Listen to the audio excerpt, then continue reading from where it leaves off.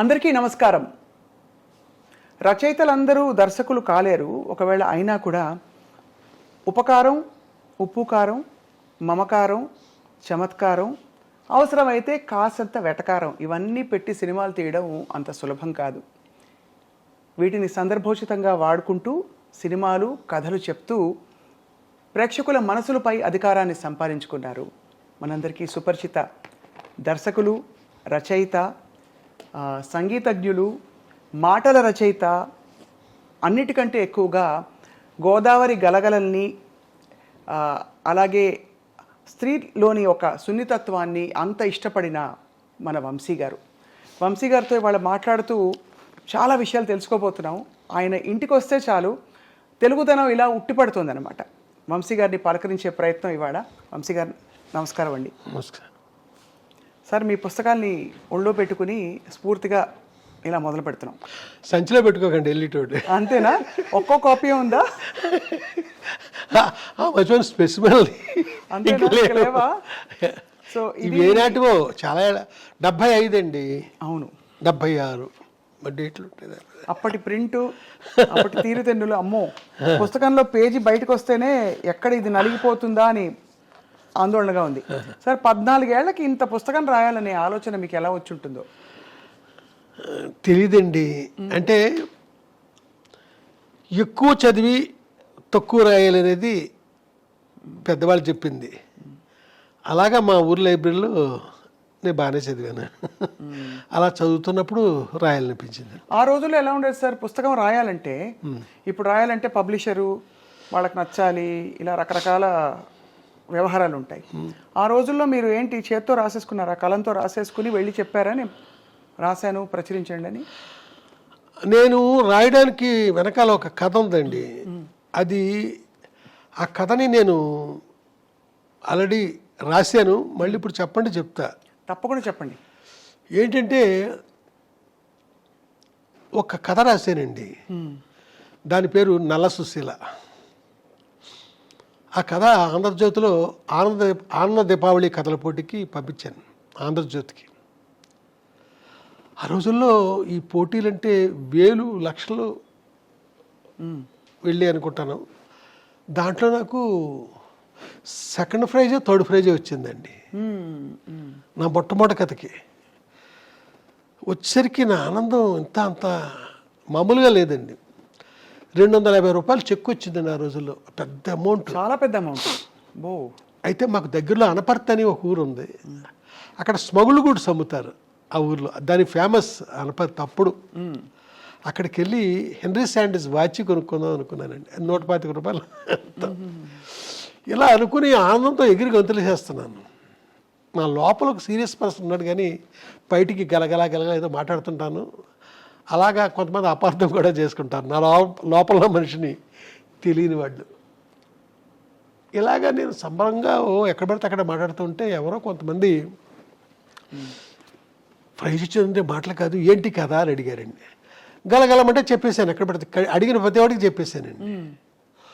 ఎవరో ఒక అతను ఆంధ్రజ్యోతికి ఒక లెటర్ రాశాడు. ఒక రష్యన్ కథ చదివానండి నేను.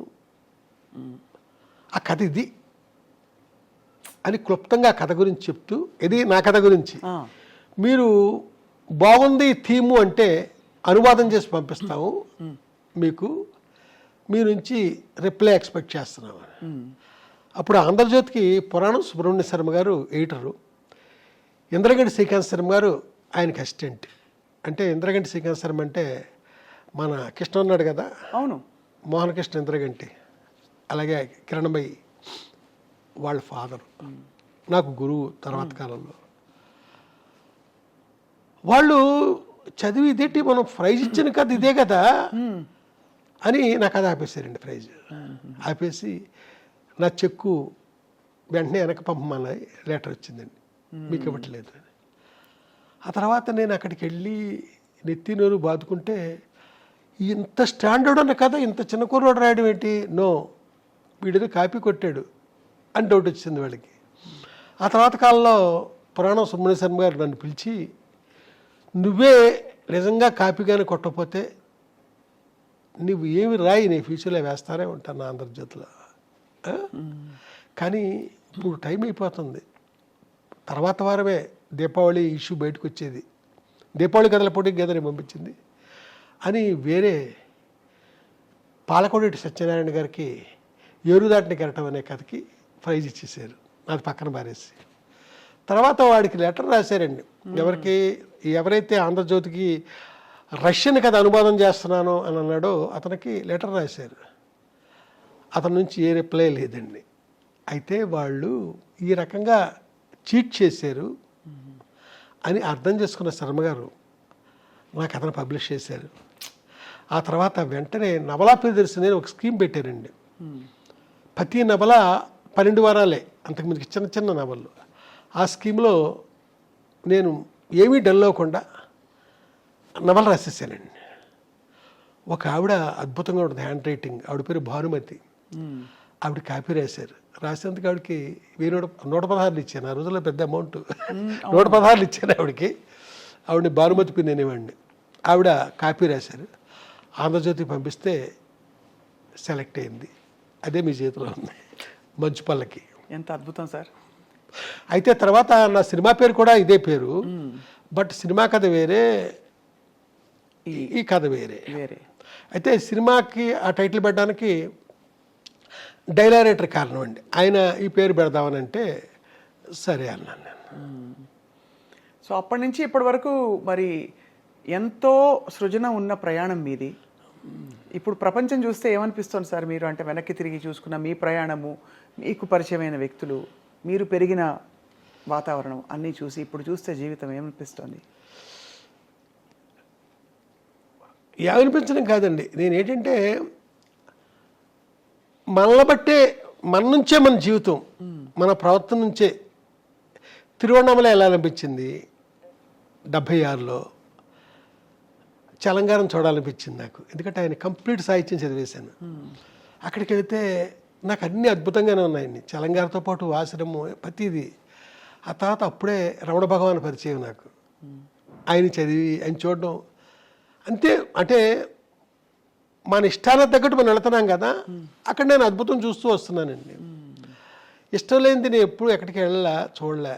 కాబట్టి నాకు ఈ శత్రువులు, నాకు నచ్చని వాళ్ళు తక్కువే. నాకు వంశీ గారికి సినిమా దర్శకత్వంలో ప్రవేశం అది వాళ్ళ అవసరం బట్టి మీరు అందుకున్న ఒక అవకాశంగా మాకు తెలుసు, అంతే కదా సార్? అవునండి.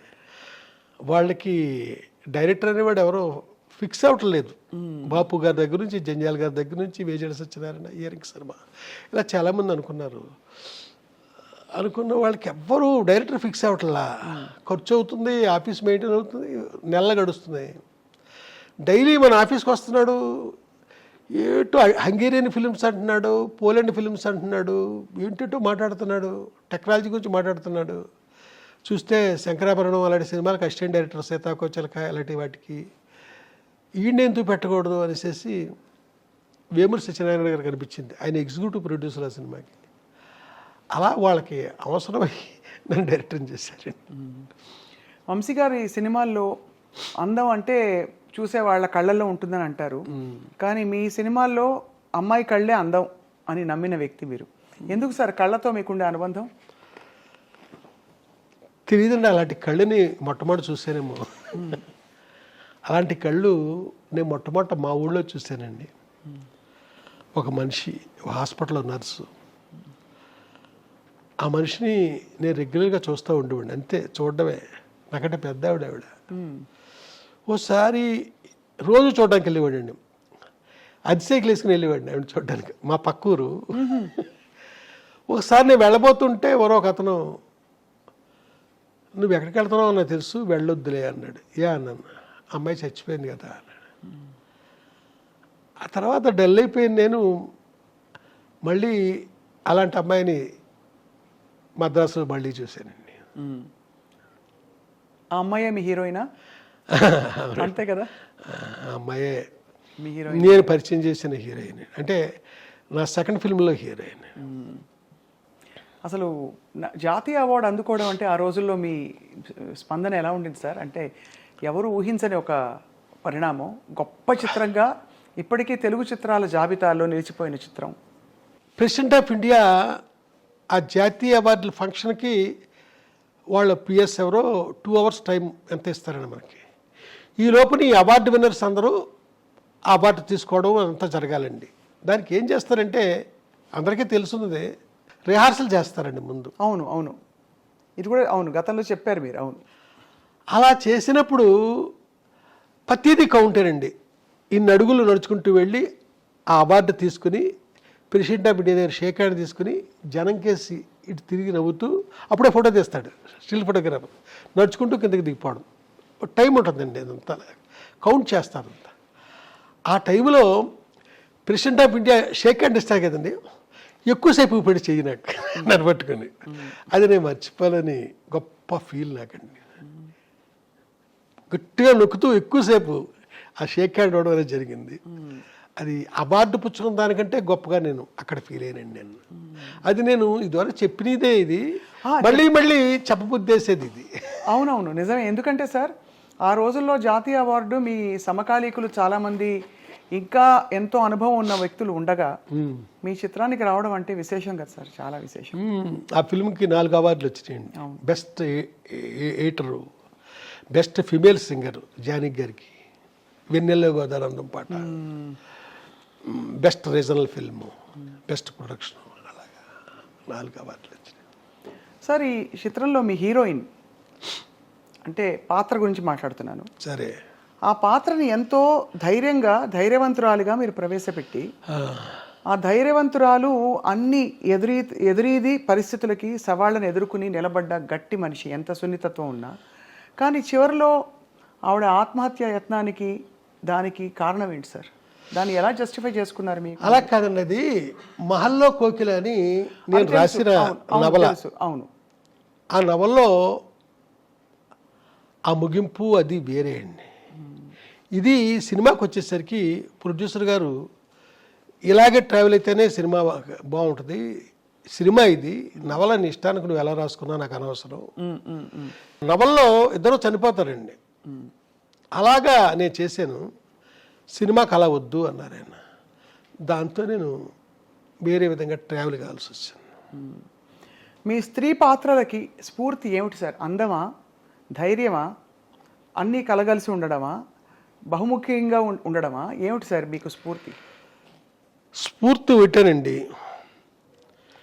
తెలంగాణ సాహిత్యం నా బాల్యంలో నేను చదవడం. అవును, అంతమించి నేను ఏమీ చెప్పను. తెలంగాణ సంపూర్ణంగా తెలంగాణ సాహిత్యం అంటే సాహిత్యం మొత్తం చదివేశాను నేను. అలాగే తెలంగాణ తర్వాత లత, బుచ్చిబాబు, వీరందరిది కూడా చదువుకుని నేను మద్రాసు వెళ్ళానండి. అప్పుడు తెలంగాణ స్త్రీ గురించి ఆయన రాసింది నా లోపల బాగా పనిచేసిందేమో తెలియదు. నేను ఎక్కడ స్త్రీని అసభ్యంగా చూపించడం కానీ, ఏప్రిల్ విడుదల అనే సినిమాలో భాగ్యం అనే క్యారెక్టర్ ఉంటుందండి. అవును అవును, ఎక్కడ ఇంత సెక్సీగా నేను ఆ మనిషిని చూపించలేదు. నేను ఉట్టి లెగ్ షాట్ కూడా ఎక్కడ కనపడదు మీకు, బట్ మీకు ఆ ఫీల్ ఉంటుంది, చూస్తున్న వాళ్ళకి ఆ ఫీల్ ఉంటుంది, ఆ భాగ్యాన్ని ఇలాగా అలాగా అని. బట్ ఎక్కడ మనిషిని నేను అలాగే ఎక్స్పోజ్ చేయనండి,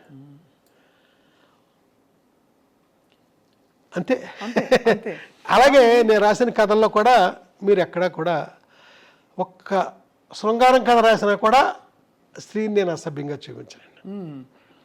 అయితే ఈ టైంలో కరెక్ట్ అవునో కాదో నాకు తెలియదు కానీ, జయరాజ్ అని ఒక ఆర్టిస్ట్ ఉన్నాడండి, బొమ్మలు వేస్తారు ఆయన, వెరీ సీనియర్ ఆర్టిస్ట్.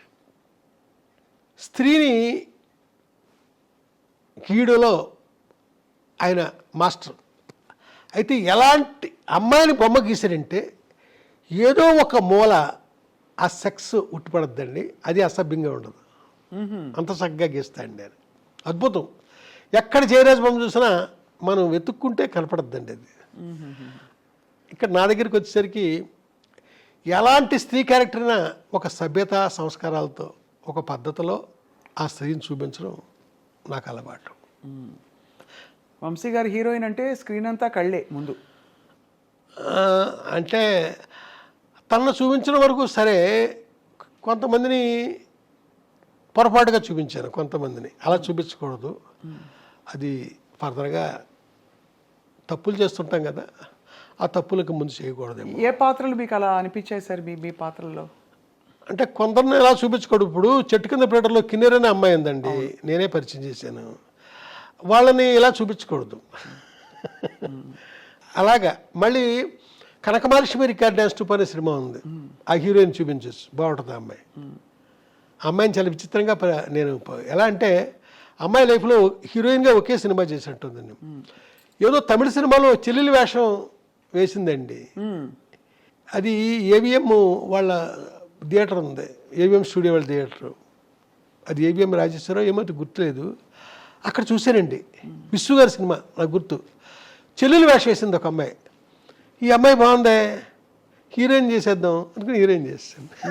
ఏం చూసేవారు సార్ అప్పట్లో మీరు హీరోయిన్ కోసం? అంటే ఏ గుణగణాలు ఉంటే ఈ అమ్మాయి నా కథలకి ఇముడుతుంది అని అనిపించేది? అంటే ఏమీ లేదు, నా కథలో నా క్యారెక్టరైజేషను నా మైండ్లో ఉండేదండి. దాన్ని మనసులో పెట్టుకునే వెతుక్కునేవాడిని నేను. ఓహో. వెతుక్కునే నేను. భారతరాజు గారు మా గురువు గారండి, అంటే మా గురువుల్లో ఆయన ప్రధానమైన గురువు. ప్రపంచంలో ప్రతి మనిషి ఆర్టిస్టేరా, ఆ క్యారెక్టర్ వాడు సూట్ అయినప్పుడు. ప్రతి అమ్మాయి హీరోయిన్ రా, ఆ క్యారెక్టర్కి అమ్మాయి సూట్ అయినప్పుడు అనే మాట అన్న మాట నాలో బాగా బలంగా పనిచేస్తుందండి. సో ఆ కోణం నుంచే చూసేవారు. కానీ బాపు గారికి చారెడు బారెడు పిడికెడు ఇలా కొన్ని ఒక్కొక్క కళాత్మక దర్శకులకి ఒక్కొక్క అలంకరణ ఇలాంటిది ఉంటుంది. అలా వంశీ గారికి చెప్పాలంటే ఏం చెప్పాలి? ఏమో నేను చెప్పేశాను మీకు ఆల్రెడీ. అంతే, క్యారెక్టర్కి వచ్చినట్టే. అవునండి సార్, మీరు ఆ తర్వాత మీ ప్రయాణం కొనసాగిస్తున్నప్పుడు ప్రొడ్యూసర్లు మీ దగ్గరికి ఎలా వస్తారు సార్? మోస్ట్లీ నా దగ్గరికి కొత్త వాళ్ళే వచ్చారండి అప్పటి నుంచి ఇప్పటిదాకా. తర్వాత వాళ్ళు పాపులర్ అవ్వచ్చు. ఎవరండి, మన స్రవంతి రవికిషోర్ గారు ఆనాడు లేడీ స్టైల్ తీసినప్పుడు ఆయన కొత్త ప్రొడ్యూసరే కదా. ముగ్గురులో ఆయన ఒక ఆయన. ఆ తర్వాత పెద్దవాళ్ళు అయ్యారు, వేరే సంగతి. నా దగ్గరికి కొత్త వాళ్ళే ఎక్కువ వచ్చారండి. పాత వాళ్ళు నన్ను అప్రోచ్ అయిన దాఖలాలు లేవు. తర్వాత సార్, మీ కథాంశాలు మీరు ఎంచుకుంటున్నప్పుడు నేనేం చెప్పాలి అనే దానికి ఇతివృత్తం మీ భావజాలమా లేక మీకు నచ్చిన కథలన్నీయా? ఇప్పుడు హిచ్కాక్ అంటే నాకు చాలా ఇష్టం అండి. అవును. ఆయన 53 ఎన్నో తీశారు, అన్ని సినిమాలు చూసాను నేను, అన్నీ. ఆయన ఏ కథ ఆయన సొంతంగా రాయలే అన్ని సినిమాల్లోని. ఏదో ఒక నాటకమో నవలో కథో ఏదో ఎవరియో బయట వాళ్ళు తీసుకుని అద్భుతంగా స్క్రిప్ట్ చేసేవారు. ఆయన నాకు ఒక ఇన్స్పిరేషన్ అండి. ఏది నా సొంత కథే ఉండాలని నేను అనుకోను. ఇప్పుడు చెట్టు కింద ప్లేటర్ అనే సినిమా ఉంది, అదొక మలయాళం ఫిల్మ్ అండి. దాంట్లో చాలా సీరియస్గా ఉంటాడు హీరో మమ్ముట్టి, హీరోయిన్ ఉండదు ఆ కథలో. కామెడీ అనేది ఎక్కడ లేదండి, మొత్తం సీరియస్గానే ఉంటాడండి. ఆ సినిమా మలయాళంలో పెద్దగా ఆడిన ఇది కూడా లేదు. దాన్ని మేము తీసుకుని తెలుగుకి హ్యూమరు అంతా అద్భుతంగా జాయిన్ చేసి, దాంట్లో పాత సామాన్లు కొంటామని ఒక క్యారెక్టర్ ఉంటుందండి. అది మహా అద్భుతంగా ఆ కామెడీ అంతా మేము చేసామండి. చాలా అద్భుతంగా తనికెళ్ళ భరణి దానికి వర్క్ చేయడం జరిగిందండి.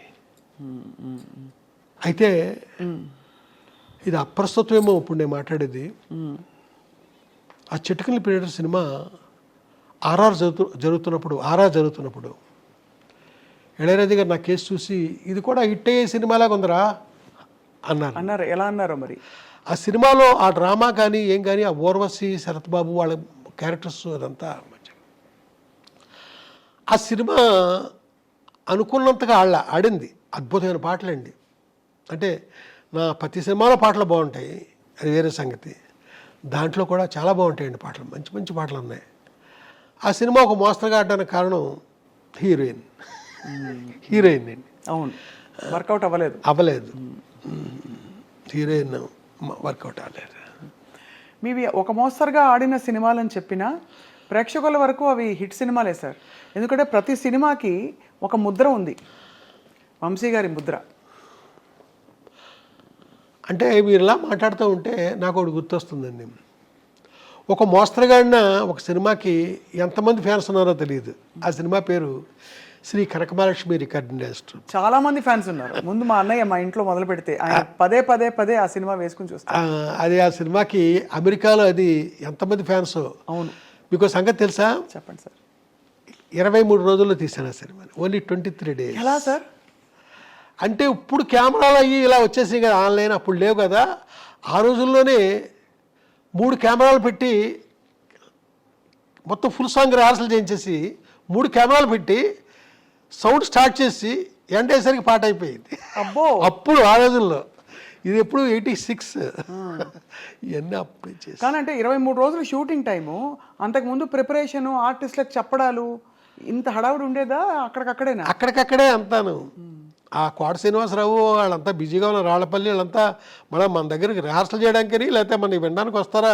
అబ్బే, స్పాట్కి వచ్చి అక్కడే.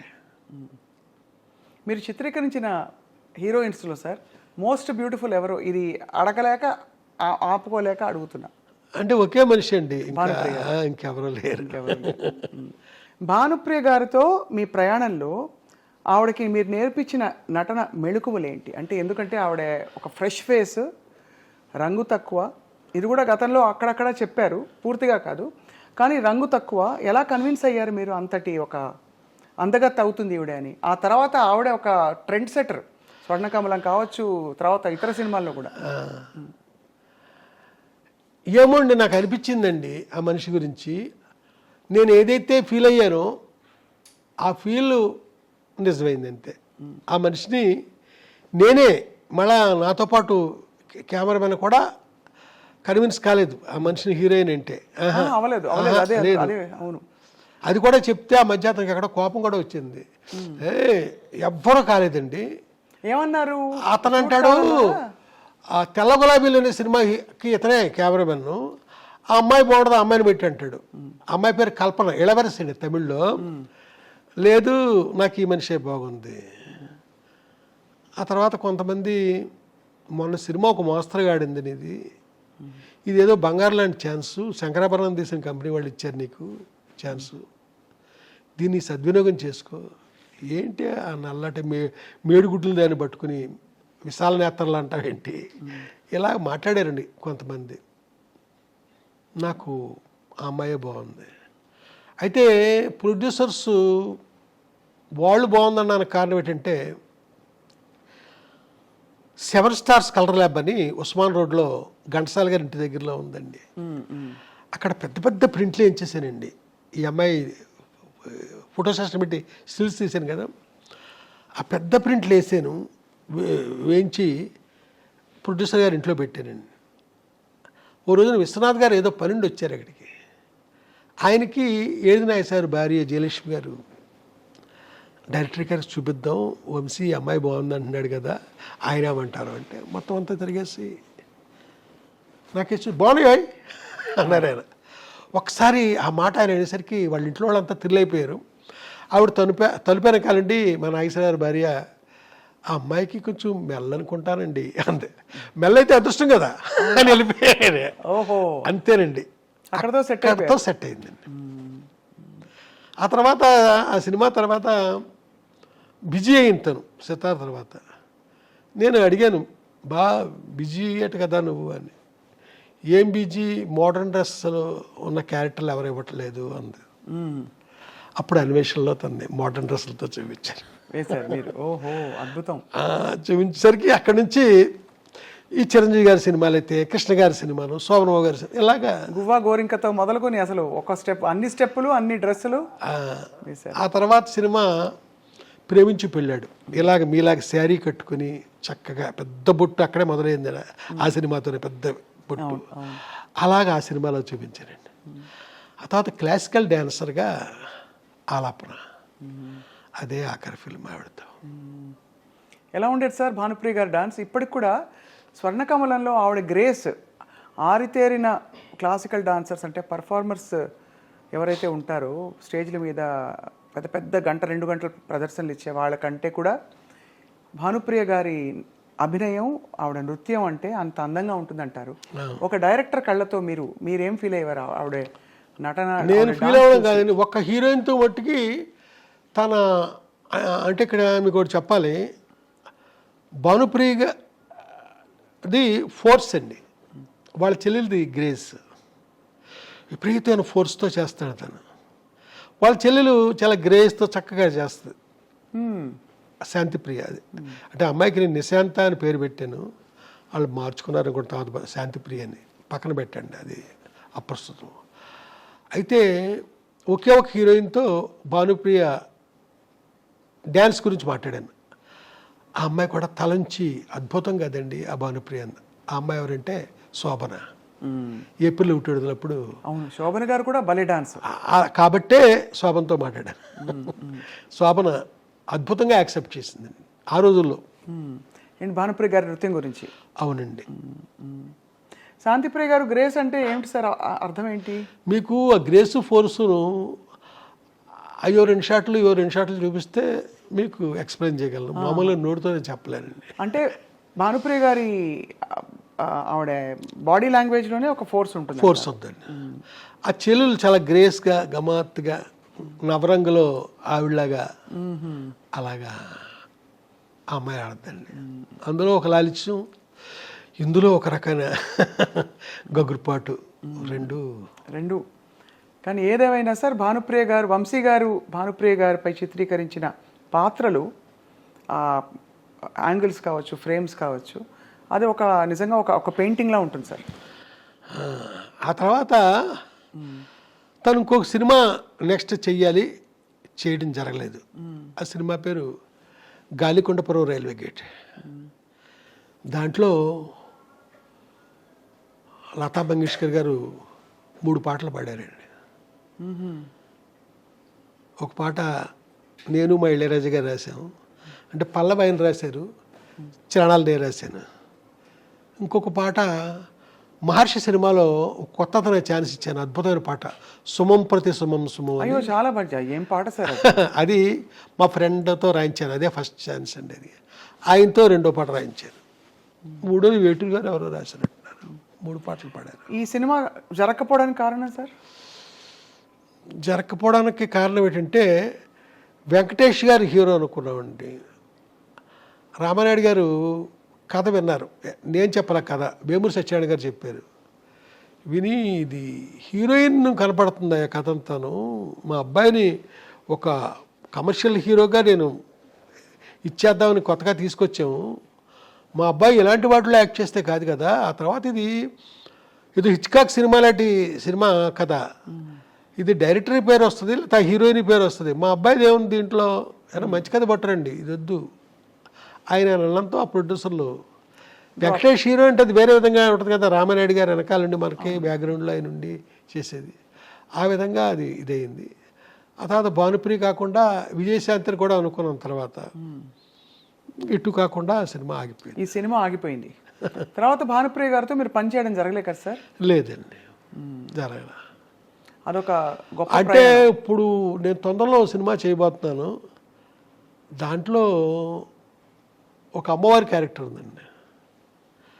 ఆ అమ్మవారు ఒక నల్లటి రాయిలో సూపర్ ఇంపోజ్ అయి కనపడుతూ ఉంటుంది అంతే, బయటకు వచ్చి కనపడడం అనేది లేదండి, అక్కడక్కడ అలా కనపడుతూ ఉంటుంది. అది అమ్మవారి గెటప్పులో ఓన్లీ క్లోజప్ అంతే. అది భానుప్రియ అనుకుని నేను కథ రాశాను, అది ఆ వద్ద ఫ్యూచర్లో చూడాలి అంతే. మీకు ఆ రాయిలోనే కనపడుద్ది, బయటకు వచ్చి కనపడే ఏమీ లేవండి. బ్లెస్ చేస్తూ ఉంటే చాలా ఇంపార్టెంట్ క్యారెక్టర్. ఆ రాయిలే, ఆ నల్లటి రాయండి, అక్కడ భానుప్రియ గారి పాత్రే ఉంటారు. తన క్లోజ్ సూపర్ ఇంపోజ్ అయ్యి ఉంటుందండి. అక్కడ ఆ అమ్మవారి పేరు పొంతలో ముసలమ్మ తల్లి. పొంతలో ముసలమ్మ తల్లి. అంతేనండి, తప్ప ఇంకా మనకి ఎక్కడ. అడిగారా సార్ భానుప్రియ గారిని? అంటే లేదండి, ఆవిడతో మాట్లాడి ఆవిడ చూసే ఒక 35 ఏళ్ళు 38 ఏళ్ళు అయింది ఆవిడ చూసి. ఆవిడతో ఎప్పుడు మాట్లాడింది కూడా ఎప్పుడు లేదండి. వాళ్ళ నెంబర్లు కూడా నా దగ్గర లేవు. రేపొద్దున ఆ సినిమా అప్పుడు మెటీరియలైజ్ అవుతుంది, ప్రొడ్యూసర్లకు కూడా చాలా ఇష్టంగా ఉన్నారు వాళ్ళు. ఆ తర్వాత ఏం జరుగుద్దో నాకు తెలియదు. ముందు ప్రేక్షకులు అందరూ ఇష్టంగా ఉంటారు సార్, అప్పటి హిట్ కాంబినేషన్ మళ్ళీ ఇలాగైనా సరే అంటే ఈ విధంగానైనా మళ్ళీ తెరపై ఎప్పుడు మనకు ఆ రాయిలో సూపర్ ఇంపోజే కనపడద్దు, మనిషి మామూలుగా బయటకు వచ్చి కనపడదు. కనిపించరు. అదే అదే అదే అదే బట్ చాలా వైటల్ ఇంపార్టెంట్ క్యారెక్టర్ అండి. ఆ క్యారెక్టర్ లేకుండా అంతా ఉండాలి. అంతా కాదు, అక్కడక్కడ తను ఆ క్యారెక్టర్ లేకుండా మీకు అక్కడ సీన్ లేదు, ఆ సీన్ లేకుండా ఈ కథ లేదు. వంశీ గారికి మరి అంత అందమైన హీరోయిన్లు ఎలా ఉన్నా కూడా అంత అందంగా చూపించిన వంశీ గారు, మరి మీకు ఈ తరం హీరోయిన్లు నచ్చుతారా సార్? మరి నేను ఈ మధ్యకాలంలో సినిమా చేయలే, మళ్ళీ ఇప్పుడు చాలా కాలం తర్వాత చేస్తున్నాను, చేయబోతున్నాను. చూడాలి నచ్చేలాగా. ఏమనిపిస్తుంది ఇప్పుడు చూస్తున్న సినిమాలు? మీరు సినిమాలు చూస్తారు కదా సార్? బలే అంటే నేను థియేటర్కి వెళ్ళి చూస్తానండి. థియేటర్కి వెళ్ళి అన్ని చూస్తారా? అన్ని ఈ మధ్య కాలంలో వచ్చిన చాలా సినిమాలు, చాలా మంది హీరోయిన్లు చూస్తుంటారు. ఈ మధ్యకాలంలో నాకు బాగుందంటే కా అనే సినిమా వచ్చింది కదా, ఆ అమ్మాయి నాకు బాగుంది. అంటే ఆ సినిమా తప్ప ఇంకెవరు నచ్చలేదు సార్ పెద్ద ఇప్పుడు మనకి? బొక్కుని మీకు అడిగారు కాబట్టి వెంటనే స్ట్రైక్ అయింది. ఇప్పుడు బాగా మీకు డాన్స్ మీద మీరు దృష్టి పెడతారు, బాడీ లాంగ్వేజ్ మీద పెడతారు కాబట్టి సాయి పల్లవి. అయ్యో అమ్మాయి అద్భుతం, అసలు మాట్లాడొద్దండి. శ్రీలీల బాగుంటారండి వాళ్ళంతా. సాయి పల్లవి అంటే అసలు నేను ఇంకో మాట మాట్లాడండి నేను. అవునా సార్? అంటే అమ్మాయిలో గ్లామర్ అది కాదు, అద్భుతమైన పర్ఫార్మర్ అమ్మాయి, మామూలు పర్ఫార్మర్ కాదు, చాలా అద్భుతం. ఎంతో మంది మనకి గుర్తొస్తారండి, చాలా అద్భుతమైన. సార్ మీ ప్రయాణంలో మీరు ఇంత భావుకులు, ఇది ఉండబట్టుకోలేక అడుగుతున్నా, మీకు ఎందుకు బ్యాగులు ఇష్టం అని ఎలా అడితే అడుగుతారు. మీ స్త్రీలతో మీ సంబంధాలు ఎలా ఉండేవి చిత్ర పరిశ్రమలో? నేను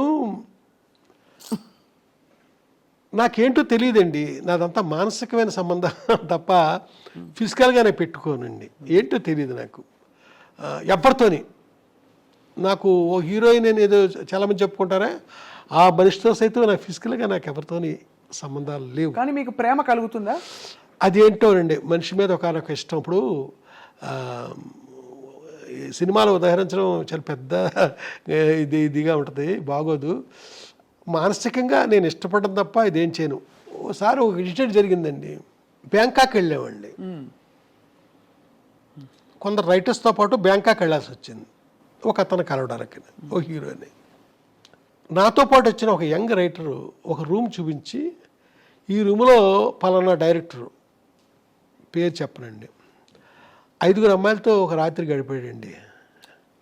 నేను అసలు అది విన్నాను కానీ నేను ఏమాత్రం నాకు అది సహించలే, ఏమాత్రం ఆ మాట శబ్దస్ఫూరకంగా నాకు అనిపించలే. నేను ఆ రకం కాదండి, ఎట్టి పరిస్థితుల్లో కాదు.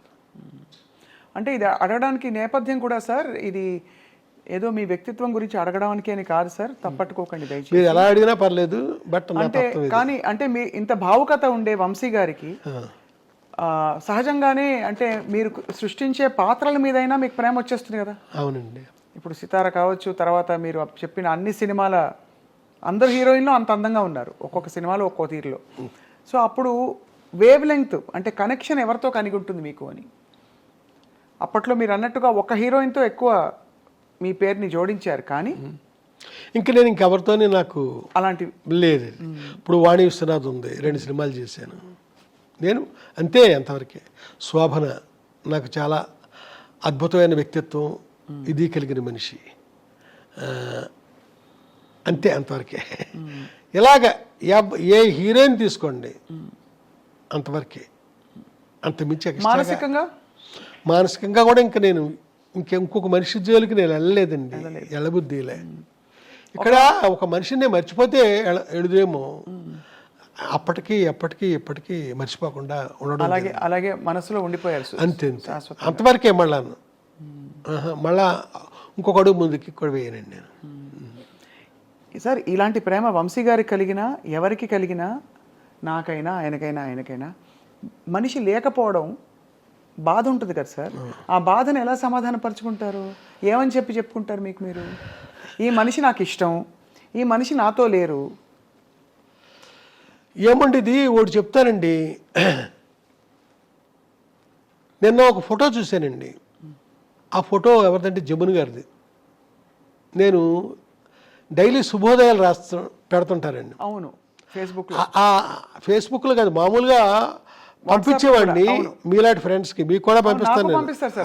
అలాగే కొంతమందికే ఆ పంపించినప్పుడు ఇప్పుడు మా వర్మ చిరంజీవి వర్మ అని అతను అంటే ఇప్పుడు నా తాలూకు యూట్యూబ్ ఛానల్ అంతా చూసేది అతనే. అతను ఫేస్బుక్లో కూడా పెట్టేస్తున్నాడు ఈ శుభోదయాలు.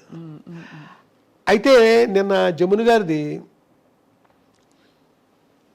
గారు లేకపోయినా ఆ మోగ మనసులో గౌరీ నా గుండెల్లోనే ఉంది అనేదో రాశానండి నిన్న. ఆ శుభోదయం అనగారేపట్లో వస్తుంది. సార్ ఫేస్బుక్లో మీరు పెడుతున్న అంటే మీరు పంపిస్తున్న శుభోదయాలు ఫేస్బుక్లోకి వస్తున్నాయి. అందులో సరే జమున గారిది పెట్టడం ఒక ఎత్తు అయితే, ఒక రొట్టె ముక్కలు అమ్ముకునే ఒక ఫోటో పెట్టి అక్కడ తమిళంలో ఒక ఏదో రాసి ఉంటే దానికి అంత స్పందన రావడం ఏంటి? వీళ్ళు మళ్ళీ మా పసలపూడి రావాలి అని చెప్పి వచ్చే రామారావు అని మీరు రాశారేంటి అనే ఒక ప్రశ్నకి ఏం చెప్తారు సార్? ఏమైందంటేనండి, చాలామంది వేరే విధంగా రియాక్ట్ అయ్యారండి. మీ పసలపూడిలో ఆ రామారావు అనేవాడు బిస్కెట్లు అమ్ముతాడని రాశావు, చూస్తే అది తమిళ అక్షరాలు రాసిన తమిళనాడు ఫోటో అది ఏంటిది అని ఇలాగా అడిగారండి. నేను చెప్పేది ఏంటంటే, నా చైల్డ్హుడ్లో నేను నిక్కర్లు వేసుకుని తిరిగే రోజుల్లో రామచంద్రపురం నుంచి మాకు పక్కనే ఉన్న 2 కిలోమీటర్స్ దూరంలో ఉన్న రామచంద్రపురం నుంచి నిక్కరో చొక్కా వేసుకుని రామారావు అనే ఒక అతను వచ్చేవాడు. వచ్చి మా ఊర్లో ఆ రొట్టి బిస్కెట్లు అమ్మేవాడు. ఆ అమ్మినప్పుడు చూడండి కొన్ని బిస్కెట్లు ఇరిగిపోతాయి ముక్కల కింద. మాలాంటి పిల్లల్ని పిలిచి అందరికీ పంచిపెట్టేవాడు అతను. ఆడ పెడతాడేసి పరిగెట్టుకుంటూ వెళ్ళేవాళ్ళం మేము. ఈ ఫోటో చూసిన నాకు, ఈ తమిళ అతను ఫోటో చూసిన నాకు ఆనాటి రామారావు గుర్తొచ్చాడండి. గుర్తొచ్చి నేను అలా పెట్టాను. అలా రామారావు గుర్తొచ్చాడు నాకు. అలాగా నేను రాయడం జరగలేదు. దాంతో ఈ తమిళ ఫోటో పెట్టి మా పసరపొడిచిన రామారావు అని రాస్తావా అనేసి కొంతమంది కొంచెం కాంట్రవర్షియల్గా ప్రవర్తించారు. నా ఉద్దేశం, నా బాల్యంలో నేను అప్పుడు చూసిన రామారావు నాకు ఇప్పుడు గుర్తొచ్చాడు అని నేను ఆ వాక్యం నిర్మాణం చూసారా, అది సరిగ్గా జరగలేదు. అది అంటే మీ కవి హృదయం వాళ్ళకి అర్థం కాలేదు. కవి హృదయం అంటే ఇక్కడ కవి హృదయం కాదండి, నా స్పష్టత లేదు నేను చెప్పిన దాంట్లో. ఇది ఆనాడు నాకు ఆ రామారావు గుర్తొచ్చాడు ఇతను చూశాక అంటే పాపం ఎవరో మాట్లాడరు.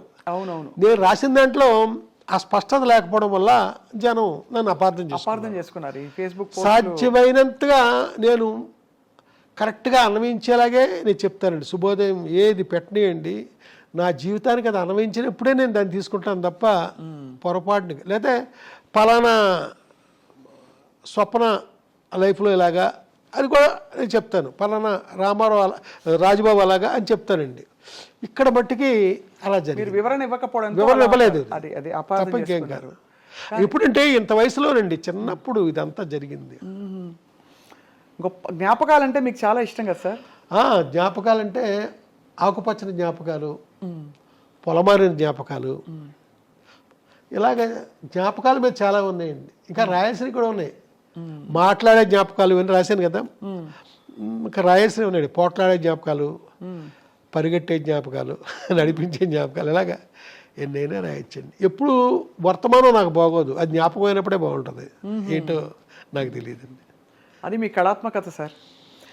కానీ ఇందాక అడిగిన ప్రశ్నకి మీరు మళ్ళీ సున్నితంగా అడుగుతున్నా సమాధానం ఏంటంటే, ఏదైనా మనకి ఇష్టమైన వ్యక్తి కానీ సినిమా కానీ ఏదైనా, ముఖ్యంగా వ్యక్తి అయితే అందులో మన మనసుతో ఇష్టపడిన వ్యక్తి అయితే మన చుట్టూ లేకపోతే మనం కొంత అలజడికి లోనవుతాం.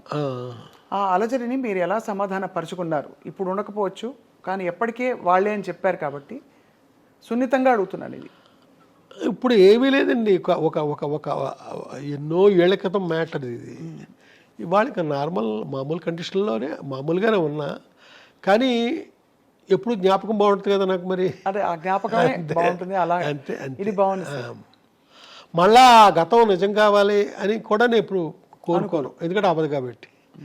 సార్, వంశీ గారి విజయంలో రాజా సార్ పాటలు ఎంత ముఖ్యమో, రాజా సార్ ప్రయాణంలో వంశీ గారి సినిమాలు కొన్ని మైలు రాళ్ళని చెప్పచ్చు. ఇళయరాజా గారితో మీ మొట్టమొదటి పరిచయం, అనుబంధం, ఆ పరిచయం అనుబంధంగా మారడం ఎలా జరిగింది సార్? ఇది ఒక కథలా చెప్పాలేమో, చెప్పంటారా? చెప్పండి. సితార్ సినిమాలో డైలాగ్ చాలా తక్కువ ఉంటుందండి, సైలెన్స్ ఎక్కువ.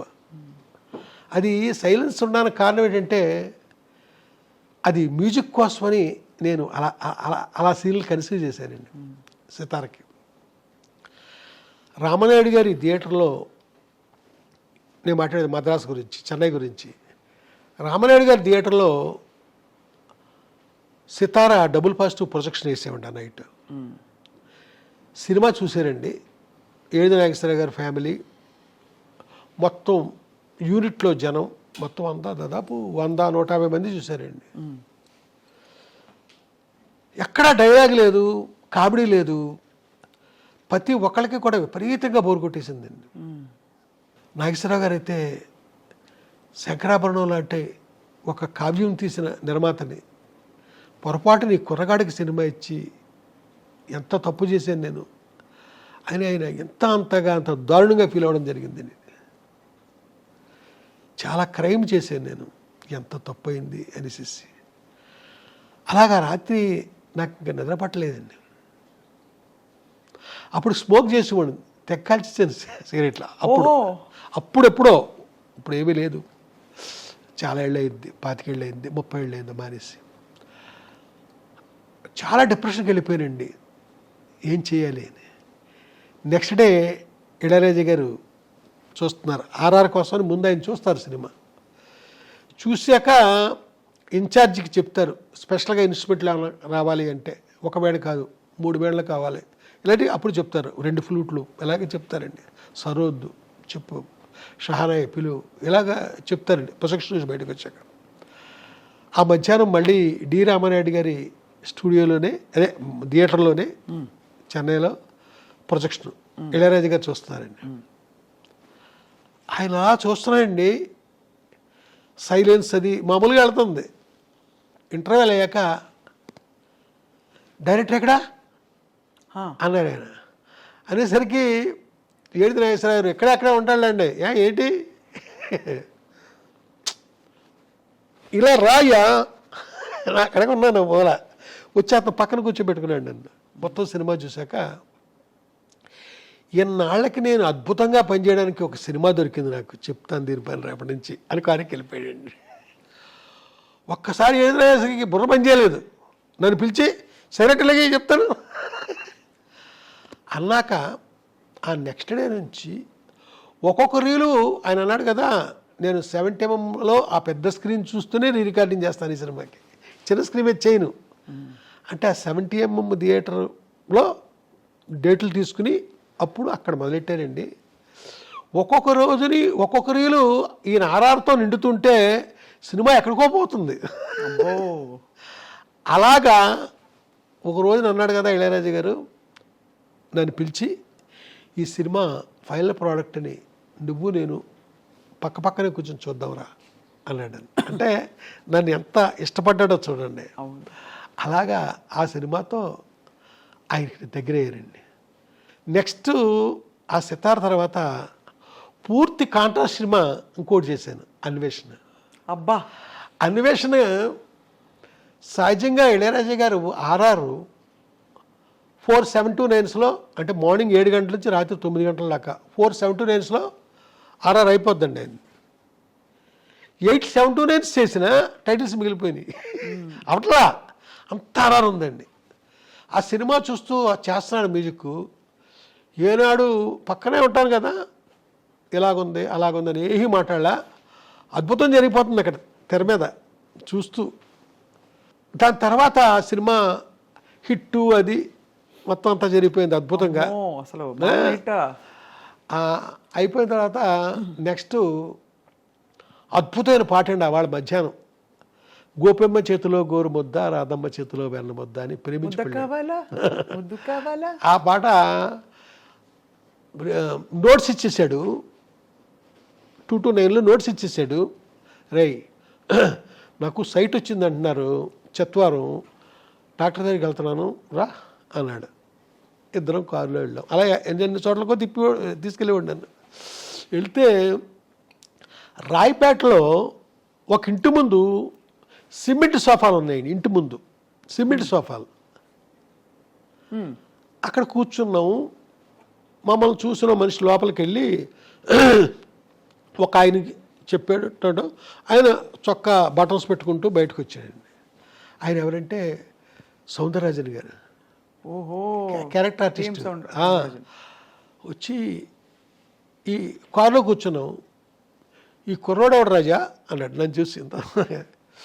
ఈడ అన్న ఈడెవడంటే ఆ మధ్య ఒక కుర్రగాడు ఇంగ్లీష్ సినిమా తీసాడన్నానే, ఆ సినిమా డైరెక్టర్. అమ్మిడమ్మా నన్ను ఇంగ్లీష్ సినిమా అంత బాగా తీసాను అన్నాడు. నాతో అనలేదండి, ఆయనతో అంటున్నాడు. ఇదండి ఇళయరాజా గారు నాకు దగ్గర అవడానికి. ఆయన అంత అది అర్థమైంది సార్, ఎంత గురి పెట్టేసుకున్నారో ఫస్ట్ సినిమా నుంచి.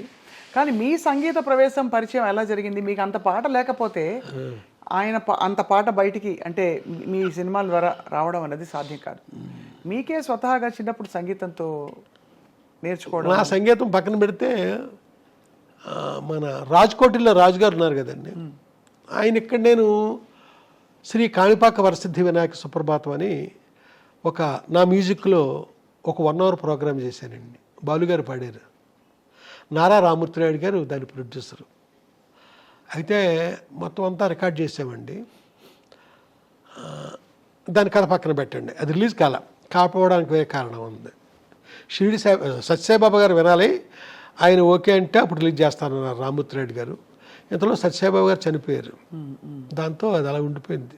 అద్భుతమైన ఒక అదే మన సుప్రభాతం అండి అది.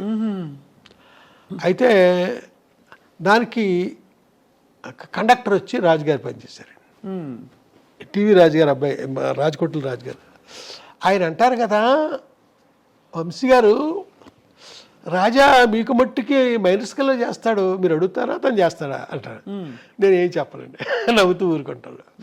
బాలుగారు ఒకసారి డేయ్ ఏంటయ్యా ఆడికి సపరేట్గా చేస్తాడు, ఏంటి కారణం ఏంటి? నేను నవ్వుతూ ఉంటాను. బాలుగారు అక్కడ పడుతుంది కదా చెప్పారు కూడా. అలాగే రాజాగారు ఆయన నవ్వుతూ ఉంటాడు. ఓసారి రాజుగారు ఏంట్రా నీకు నేను సపరేట్గా నీకేదో చేస్తానన్నారట అందరూ అని అడుగుతాడండి ఆయన. ఓ రోజుని ఒక పెద్ద డైరెక్టర్ గారు, ఒక ఆయన పేరు అనవసరం, ఏమయ్యా రికార్డింగ్ జరుగుతున్న కాసేపే అతను పక్కన కూర్చోవాలంటే మాకు చాలా ఇబ్బందిగా ఉంటుంది, నువ్వు ఎప్పుడు ఇక్కడే ఉంటావు నువ్వు? అతను మధ్యాహ్నం అతని క్యారేజీలోనే తింటాడు, అతనితో పాటే తింటావట, అతనితో పాటే టీ కాఫీలు తాగుతావట, ఇక్కడే ఉంటావు, నీకోసం ఏ ప్రొడ్యూసర్ వచ్చినా ఎత్తుక్కుంటే ఇక్కడికే రావాలి, ఏంటి మాకు ఆ కాసేపే కొంచెం ఇబ్బందిగా ఉంటుంది అతనితో అన్నారు ఆయన. తెలియదు సార్, నేను రాకపోతే తానే కబురు చేస్తానండి రమ్మని. మరి అందరం నచ్చమండి ఆయనకి, అదే కదా మాకు, మరి ఎందుకో నచ్చుతారండి. మీకు ఇచ్చిన పాటల్లో కూడా sir variety, first of all అన్వేషణ అంతా కూడా ఒక రాగం ప్రధానంగా సాగిన కంపోజిషన్ కీరవాణి. సని రప మగరి సని ఇదే స్కేల్తో దాదాపు మనకి ఆర్ఆర్స్ కావచ్చు, చాలా పాటలు ఇవన్నీ కూడా అక్కడ ఇమిడిపోయాయి. ఒక మూడ్ వచ్చేస్తుంది, అన్వేషణ అనగానే అవి ఆ స్వరాలు వచ్చేస్తాయి. ఇదంతా ఎవరి కూర్పు సార్ ఇది? అంటే మీరు కూర్చుని మాట్లాడుకునేవారా అన్వేషణ? మరి కాదా, నాకు మీ ఇద్దరే ఉంటామండి, మర్చిపోయాను. కంపోజింగ్ అప్పుడు ఇంకెవరో పక్కన ఎవరో ఉండకూడదండి. నాకు అర్థమయ్యి ఇంకెవరినే ఉండనిచ్చేవాడు, మీ ఇద్దరమే. ఏం పడ్డా, తను ఏం తిట్టినా, నాకు ఏం గొడవ చేసినా, తనకి ఈ రాగాల పేర్లే చెప్పకూడదండి తన దగ్గర. నేను నా ఇష్టానికి నేను ప్రవర్తిస్తాను తన దగ్గర. మొత్తానికి నాకు కావలసిన అవుట్పుట్ వచ్చేదాకా నేను వదలనండి. మీరు ఆశ్చర్యపోతారు, ఒకనొక పీరియడ్లో ఇళయరాజా గారు మీకు సినిమాకి 5 పాటలు అంటే 5 ట్యూన్లు ఇచ్చేవాడండి. 5 పాటలు అంటే 5 ట్యూన్లే, 6 ట్యూన్ ఇవ్వడం జరిగింది కాదు. నేను ఒక సినిమాకి 100 ట్యూన్లు చేయించాను. ఏ సినిమా సార్? 100 ట్యూన్స్ ఒక సినిమాకి. అలాగా నాది వేరే అండి. 100 ట్యూన్లు ఏ సినిమాకి సార్? ఒక సినిమాకి చేయించాను నేను. ఓహో, ఒక సినిమాకి. ఎలా అంటే ఒక ట్రిప్ కాదండి, 5-6 సార్లు కూర్చున్నాం. ఆ తర్వాత మా కంపోజింగ్ ఎప్పుడు కూడా చెన్నైలో చేసేవాళ్ళం కాదండి, తమిళనాడు లోపల అడుగుల్లో, ముఖ్యంగా ఎక్కడెక్కడో అలాగ ఆయన కూడా తిరుగుతూ లేకపోతే తిరువన్నమలై రమణాశ్రమంలోనో, అక్కడ ఆయన కాటేజ్ ఉందండి ఆశ్రమంలో. ఇలాగా అంటే ఎందుకు 100 చేయించా? ఆయన సంగీతం అంతా అమృతం, రాజా సార్ సంగీతం అంటే అమృతం, ఇలా పట్టుకోవాలి దోసిట్లో. అలాంటిది వంశీ గారికి అది ఇవ్వడలేదంటే కారణం ఎలా అంటే ఆ అండి, కథాంశానికి నాకు నచ్చితే నా ముఖంలో రియాక్షన్ ఒక రకంగా ఉంటుందండి. నా ముఖంలో సరైన రియాక్షన్ రాక తను చేస్తానే ఉంటాడు. మీ సంగీత ప్రయాణం చెప్పలేదు సార్, మీరు చిన్నప్పుడు ఏమైనా నేర్చుకున్నారా? ఏదో అండి స్థారీపులకు న్యాయంగా. మరి మీరు కంపోజర్ ఎలా అయ్యారు? ఏదో అది కూడా ఏదో అండి. బట్ నేనే మొత్తం బ్యాక్గ్రౌండ్స్ అవి ఉంటాయి కదా, మొత్తం A to Z మొత్తం నేనే. కండక్టర్ ఇవ్వడు, వెనకాల ఆ కార్డ్స్ అదంతా చూసుకోవడం తప్ప మెలోడీ అంతా నేనే కంపోజ్ చేస్తాను. అన్ని సినిమాలకి? నేను చేసిన ప్రతి సినిమాలో మెలోడీ అంతా మీరే? అసహా మొత్తం మ్యూజిక్ బ్యాక్గ్రౌండ్స్ ఎవ్రీథింగ్ నేనే చేస్తానండి. మీరే చేస్తారు. సార్ ఏకాంత వేళ పాట గమ్మత్తుగా అది ట్రైన్లో వెళ్తుండగా చేశాడండి. తెల్లవారుజాముని రైలు వెళ్తుందండి, అప్పటికి ఏసీ లేదనుకుంటానండి, ఫస్ట్ క్లాసే ఏసీ. ఇద్దరం కూపేలో ఉన్నామండి. నేను రాత్రిపూట పడుకున్నాను, లేచిపోయానండి. లేచిపోయేసరికి అప్పటికే తను దూరంగా ఏదో ఒక పాత కోటను చూస్తున్నాడండి, మంచులో కనబడుతుంది. నాకు గుర్తు, రే చూడటు టిప్పు సుల్తాన్ కోట అన్నట్టు గుర్తు. నాకు ఏయో గుర్తు లేదండి. మంచి మూడ్ కనపడుతుంది తనలో. ఈ టైంలో పాట కంపోజ్ చేయొచ్చు కదా అన్నాను. ఎవరు అడగనట్టు అలాగా.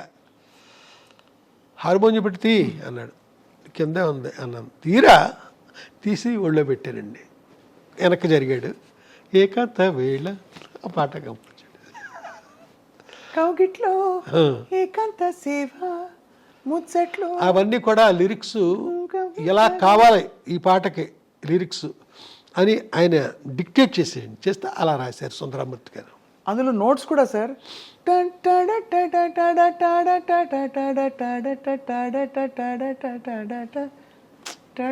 అసలు ఆ కాంబినేషన్సే అన్ని హస్వాషాలు మనసుని హత్తుకుంటాయి. దీర్ఘాలు కూడా ఉంది అనుకోండి. అవును. అలాగే సార్ ఎదలో లయాలో కూడా ఎగసి ఎగిరి టటటా టటటా టటటా టటటా టటటా అనగంటే మ్యూజిక్. అసలు అది ఆ పాట వింటేనే అడవి తిరిగి గిరిగిరి తిరిగిపోవడం. ఈ పాటకి ఒక కథ ఉందండి. కోవై తంబి అని ఒక ప్రొడ్యూసర్ ఉన్నాడండి. అతను ఏ సినిమా చేసినా సూపర్ డూపర్ హిట్ పాటలు అన్నీ ఇళయరాజా గారే, ఇంకెవ్వరు కాదండి. ఒక పీరియడ్ అలా సాగింది. ఆయన థియేటర్లోకి వచ్చాడండి. ఇది RR జరుగుతూ ఉండగా థియేటర్లోకి వచ్చాడు. వచ్చి ఇప్పుడు మీరు పాడారే ఆ పాట వస్తుందండి స్క్రీన్ మీద. అలా ఉండిపోయాడండి. ఉండిపోయాక మధ్యాహ్నం ఇళయరాజా గారు భోజనం చేసి కూర్చుంటే లోపలికి వచ్చిన కోవై తంబి అచ్చు ఇందాక చూసిన ఆ పాటలాడు పాట ఒకటి నాకు కావాలన్నాడు. అదేంటి సినిమా అయిపోయింది కదా, మొత్తం అంతా అయిపోయి RR కూడా అయిపోయింది కదా, ఇప్పుడు పాట ఎందుకు నీకు? కాదు, నాకు ఆ పాట ఇలాంటి పాటే కావాలి, నాకు డిట్టో అలాంటి పాటే అన్నాడు ఆయన. అనేసరికి రాజాగారు కూర్చుని డిట్టో అలాంటి పాటే చేశారండి. మళ్ళీ అలాంటి హారర్ బ్యాక్గ్రౌండ్స్ అక్కడ ఆ కాంట్రాస్ట్ బ్యాక్గ్రౌండ్స్ ఉన్నాయి కదా, అవే అప్పుడే పాట ఆ ఫీల్ వచ్చింది. అది 3 బిట్లుగా చేసామండి ఆ రోజుల్లో. 3 బిట్లుగా రికార్డ్ చేసాం. తర్వాత 8లో జాయిన్ చేసామండి. ఇప్పుడు ఆ డిజిటలైజ్ అవ్వలేదు కదా, అప్పుడు బాస్ టైప్ మీద కదండి రికార్డ్ చేసింది. ఆ పాట మొత్తం రెడీ అయిన తర్వాత ఆ డైరెక్టర్ని పిలిచి, అతను ఇప్పుడు చేస్తాను సినిమా డైరెక్టర్ని, ఈ పాట సినిమాలో పెట్టన్నాడు. సార్ మన సినిమాలో ఈ పాట ఎలా మ్యాచ్ అవుద్దండి, మన సినిమా వేరే, ఈ పాట వేరే, అనవసరం, హీరోయిన్ ఇమాజినేషన్గా అనుకుని పెట్టచ్చు కదా సార్, అది మనకు సందర్భం లేదు సార్ అని ఆ డైరెక్టర్ అంటుంటే టాట్ కుదరదని పెట్టించండి. వంశీ గారు ఒక ట్యూన్ అంటాను, మీకు ఏం గుర్తొస్తుంది చెప్పాలని మా విజ్ఞప్తి.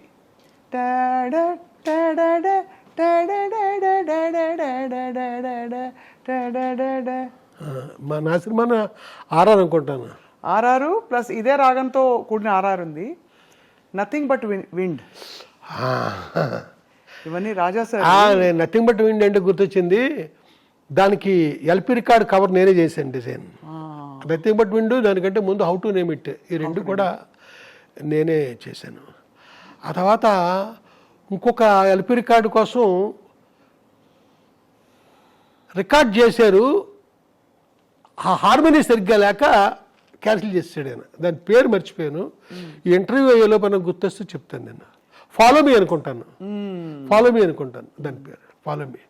సార్ ఈ రెండు ఆల్బమ్స్ బాగా మంచి క్రేజ్ వచ్చినా కూడా అనుకున్నంత స్థాయిలో రాలేదండి. ఎందుకు సార్? కారణం ఏంటంటారు?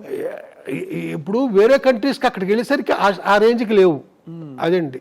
దీని గురించి ఒకే ఒక వ్యక్తి చాలా ఎక్కువసేపు మాట్లాడండి చాలా కాలం క్రితం. అతను ఎవరంటే భానుచంద్ర. నేను ఇళయరాజు గారితో ఎప్పుడు మాట్లాడలేదు, బట్ అనుకున్నట్టు రాలే, మర్చిపోయాను.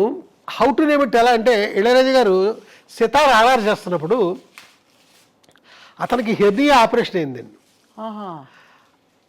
గంట పని చేస్తే గంట రెస్ట్ తీసుకోవాలి. అప్పుడు ఆ రెస్ట్ తీసుకునే టైంలో ఒక్కడు నోట్స్ రాసుకుంటూ ఉండేవాడండి. ఏంటి రాస్తున్నాడు అనుకుంటే తర్వాత కాలంలో ఒక రోజుని వాళ్ళ వైలెన్స్ వచ్చినాయి.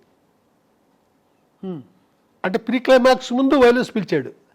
ఆ వైలెన్స్ వచ్చినాడు, వాళ్ళకి నోట్స్ ఇస్తే వాళ్ళు వాయిస్తున్నారు, ఇతను కండక్ట్ చేస్తున్నాడు. ఎక్కడ? లాల్లో. ఏంటి కొత్తగా ఉంది పీసు అనుకున్నా, చూసినప్పుడు మీరు పాడారు కదా అదే అది. అలా కానీ రాజా సార్ సంగీతం అసలు ఇంకా మాటల్లో చెప్పనవసరం లేదు. ఆయన కూడా కొన్ని పాటల్ని స్ఫూర్తిగా తీసుకుని ఆయన ట్యూన్స్ చేశారనే ఒక విమర్శ వచ్చింది మధ్యలో. మీరేమంటారు సార్, నిజం అది? ఏమోండి, నాకు దొరకలేదు. కానీ ఆయన ఫస్ట్ ఫిల్మ్కే అన్నక్కిడిలో బందమిల్లై సొందమిల్లై యారుమిల్లై అలాగేదో ఒక లిరిక్ అండి, అందులో ఒక పాట ఆయన కాపీ చేశారు. అది ఏంటంటే, చిన్నప్పుడు తనకి నిద్ర రాకపోతే వాళ్ళ అమ్మగారు పడుకోబెట్టి పాడిన జోలపాట. ఆ పాటని వాళ్ళ అమ్మంటే ఆయనకి ఆరోపణం అండి. ఆవిడ పేరు చిన్న తాయమ్మాడు. ఆవిడ నేను కలిసి ఒకసారి ఆటోలో ఒక సినిమాకి వెళ్ళి వచ్చాం. ఆ సినిమా పేరు అన్వేషణ. మేము ఆటో దిగుతుంటే తెగతిట్టేడు పట్టుకున్నాం. ఇన్ని కార్లు ఉండగా ఆటోలో తీసుకెళ్తాం మా అమ్మనండి. కార్లు ఉన్నాయి, డ్రైవర్ ఏడి. ఆవిడ అంత అద్భుతమైన జానపద గాయని. ఆవిడ చిన్నప్పుడు ఈయన్ని పడుకోబెట్టి ఆ జోల పాడుతా ఉంటే ఉన్న పాట ఇది. అయితే ఆయన చేయలేక కాదు, వాళ్ళ అమ్మగారంటే ఆయనకు ఆరోపణం అండి. ఆ తల్లి పాడింది తన సినిమాలో పెట్టుకోవాలనిపించి పెట్టాడండి. అది కాపీ అంటారా ఏమంటారా అనుకోండి. ఇదండి నాకు తెలిసిన కాపీ పాట. రాజా సార్ కోసం సార్ మీరు ఈ డిజైన్ చేయడం కవర్లు మినహా ఇంకా ఏం చేశారు సార్? నేను ఇళయరాజా గారి పెయింటింగ్లు అవి చాలా వేయించానండి. ఓ రోజున లతా మంగేష్కర్ గారు, ఆవిడ చెల్లెలు ఉషా మంగేష్కర్ ఆవిడ, వీళ్ళిద్దరూ కలిసి బాంబే నుంచి క్రికెట్ చూడడానికని చెన్నై వచ్చారు. వచ్చి వాళ్ళ మధ్యాహ్నం ఇళయరాజా గారి ఇంట్లో భోజనం అండి. భోజనం చేస్తూ తలెత్తి చూసిన లతాజీ గోడ మీద ఒక పెయింటింగ్ కనిపించింది. ఆవిడ అలా చూస్తా, ఎంత బాగుంది పెయింటింగు, ఎవరేసేది అని అడిగారు ఆవిడ. ఇళయరాజా గారు, ఎవరేసారో తెలియదు గారండి, సాయంకాలం మీరు పాట పాడబోతున్నారు, వాడు ఏంచాడు ఆడెవరంటే నేను. ఆ తర్వాత సాయంత్రం లతాజీకి, రేయ్ ఆ పెయింటింగ్ వేయించావు కదా, అలాగ లతాజీ పెయింటింగ్ ఒకటి వేయించు అని అడిగాడు.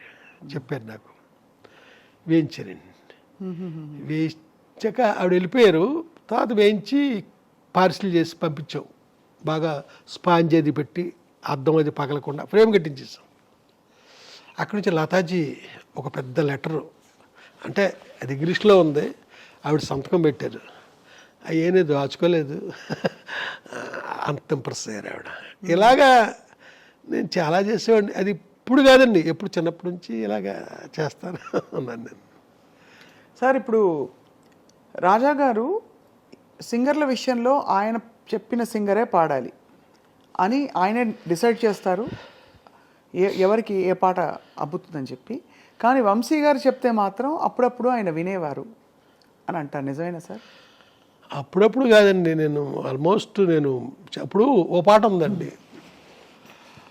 ఆ పాట ఏంటంటే, ప్రతిదినం నీ దర్శనం మరి దొరకునా దొరకునా. శ్రేయ ఘోషల్ పాడారు. మేల్ వాయిస్ నాకు బాలుగారు కావాలని గొడవ చేశానండి. ఎందుకంటే నేనే రాశాను, నేను రాయిపోయినా వేరే. బాలుగారు కావాలని గొడవ చేస్తే, కానీ బాలుగారిని పిలిచిండేవాళ్ళం, అమెరికా వెళ్ళాడు ఆ టైంకి. దాంతో ఆ తమిళ సింగర్ ఎవరో ఒక అతను, వాళ్ళ ఇంట్లో వాళ్ళ పిల్లలకి ట్యూషన్ కూడా చెప్తుంటాడు, వాళ్ళ ఇంట్లో కూడా చూసాను అతన్ని, అతనితో పాడించా. ఎవరో పాడినా పాట హిట్ పాట. అలాగా ఏమో నాకు తెలిసి నేను విభావరి అని ఒక ఆవిడ పూనాలో ఉంటారు, ఆవిడ మా యంగ్ డేస్లో లతాజీలా ఉంటుంది వాయిస్. మీకు లతాజీ అంటే చాలా ప్రాణం కదా? ప్రాణం కాదు, ఇష్టం. ఎవరికి ఇష్టం కాదు లతా మంగేష్కర్ అంటే? నాకు కూడా అంతే. అంటే కొన్ని పాటలకి ఆశా బస్సులో ఉంటే ఇష్టం మరి కదా. ఆవిడతో పాడించేవాడి ఒక సినిమాకి, నేనే రాసిన పాటలన్నీ. అయితే ఆ సినిమా అద్భుతమైన పాటలు.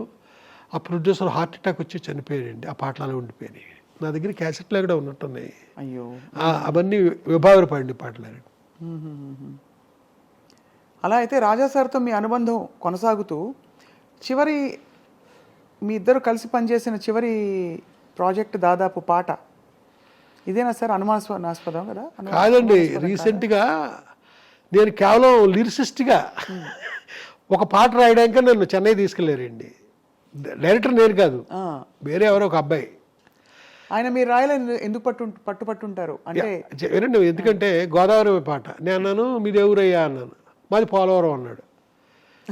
పోలవరం అయ్యి ఉండి నన్ను గోదావరి పాట రాయమంటాయటయ్యా అన్నాను. సార్ మీకు తెలిసినట్టు మాకు తెలియదండి గోదావరి గురించి, మీరు రాస్తేనే బాగుంటుందండి. సరే అని చెన్నై తీసుకెళ్ళారండి.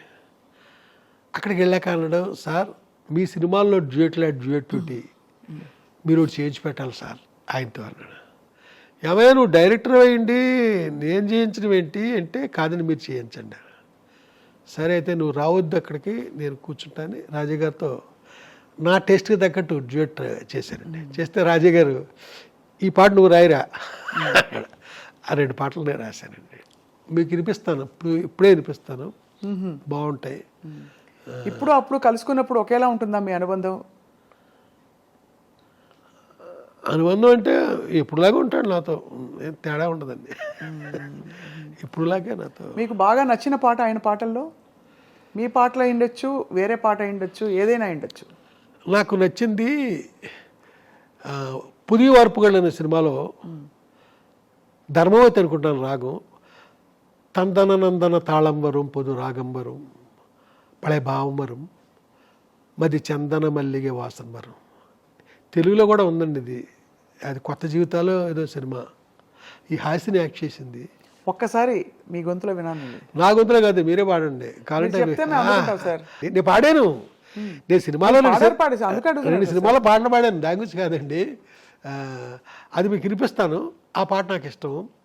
ఇంకా అలా అంటే కోకొల్లండి, ఇళయరాజాకి లైఫ్లో అద్భుతంగా ఆయన చేసిన పాటల్లో ఒక లిస్ట్ తీస్తే అండి, మాటే మంత్రము మనసే బంధము మంచి పాట. ఏం పాట? సీతాకోక. అలాగే కీరవాణి గారికి, ప్రొడ్యూసర్ మురారి గారికి, ఇలాంటి కొందరికి చాలా ఇష్టమైన పాట ఆవేశమంతా ఆలాపనేలే, ఆలాపన సినిమాలో. అవును, అది ఒకటి చాలా అంతే కదా.